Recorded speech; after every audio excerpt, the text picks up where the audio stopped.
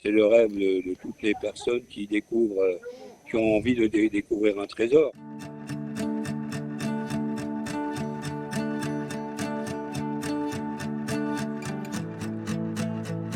Sous un coup de pioche, j'ai découvert les restes d'un porte-monnaie.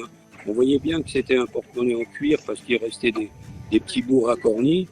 Et à l'intérieur, il y avait donc une pièce de monnaie, une balle de fusil Lebel et la plaque d'identité du soldat Adrien Tartat. Les plaques d'identité de la Première Guerre mondiale sont très particulières. J'en avais déjà vu en documentation, donc j'ai tout de suite su que c'était une plaque d'identité de soldat. Elle était là depuis plus de 100 ans.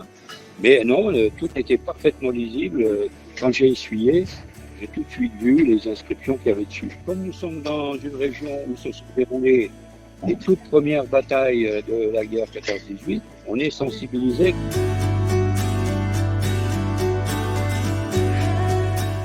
Je me sentais dépositaire de la plaque, mais pas propriétaire.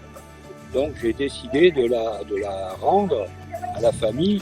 Il y a un site gouvernemental qui s'appelle Mémoire des hommes et on a absolument toutes les fiches des soldats qui sont morts entre 1914 et 1918, dont Adrien Tartat faisait partie.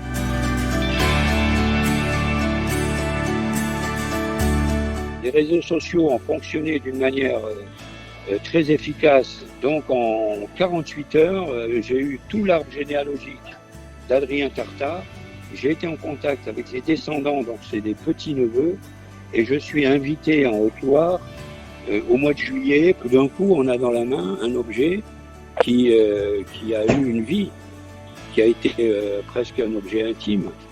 Et ça a quand même une charge émotionnelle. C'est le rêve de toutes les personnes qui découvrent, qui ont envie de découvrir un trésor. Je fais très attention ensuite au coup de pioche que je donnais. D'ailleurs, ça a ralenti un petit peu les travaux parce qu'on faisait très attention. La piscine a été construite, on n'a pas de problème.